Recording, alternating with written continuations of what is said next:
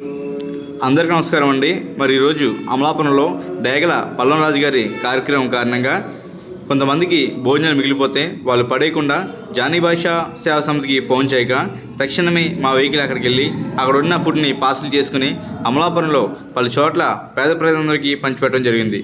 ఈ అవకాశం మాకు ఇచ్చిన డేగల నాగబాబు గారికి హృదయపూర్వకంగా అభినందనలు తెలియజేసుకుంటా ఉన్నాం. జై హింద్.